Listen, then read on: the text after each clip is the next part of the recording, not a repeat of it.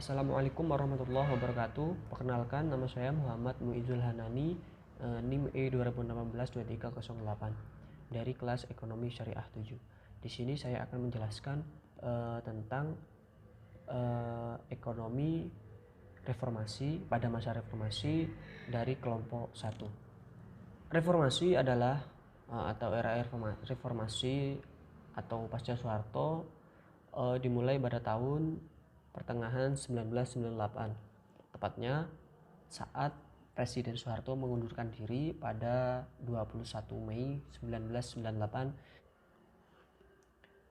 Sebelum reformasi terjadi, negara tetangga, negara Thailand, jauh lebih dulu krisis ekonomi dalam masa tahun 1997. Akibatnya, Thailand mengalami penurunan nilai mata uang baht terhadap dolar. Karena krisis moneter pada masa itu sangat kronis atau sangat buruk, kemudian merambat ke negara-negara lainnya seperti negara Malaysia, Filipina, dan khususnya negara Indonesia. Di Indonesia sendiri mengalami krisis ekonomi.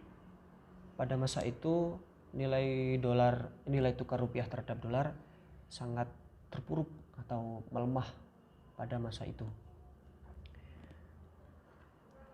Setelah nilai rupiah terancam merosot atau terpuruk, pemerintah khususnya Bank Indonesia melakukan intervensi terhadap dolar agar bisa menekan atau mendongkrak laju merosotnya angka rupiah terhadap dolar.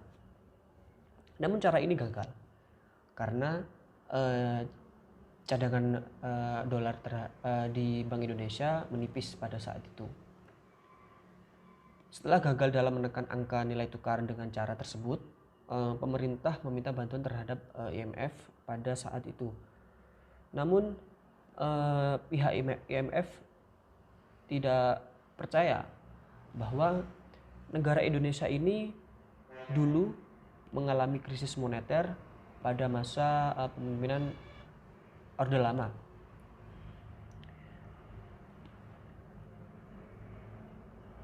Kemudian pemerintah mengantisipasi terjadinya krisis ekonomi pada masa reformasi dengan cara melakukan kebijakan fiskal.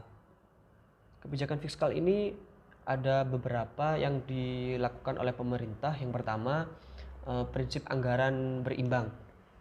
Prinsip anggaran berimbang ini maksudnya adalah mengimbangi antara pengeluaran negara Indonesia dan mengimbangi pendapatan negara Indonesia. Yang kedua adalah mengurangi pengeluaran pengeluaran pemerintah. Mengurangi pengeluaran pemerintah di sini adalah mengurangi anggaran belanja negara dan lain sebagainya. Kemudian yang ketiga adalah menghilangkan subsidi BBM dan listrik. Yang keempat adalah membatalkan proyek infrastruktur yang diinisiasi oleh Presiden Soeharto sebelumnya, yakni rencana pembangunan ekonomi 5 tahun. Kemudian yang kelima adalah kebijakan fiskal, yakni meningkatkan pendapatan pemerintah dengan cara yang ketiga menghilangkan subsidi BBM dan listrik dan lain sebagainya.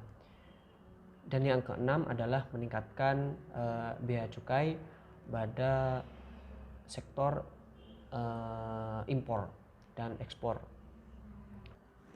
Sekian dari saya, kurang lebihnya mohon maaf.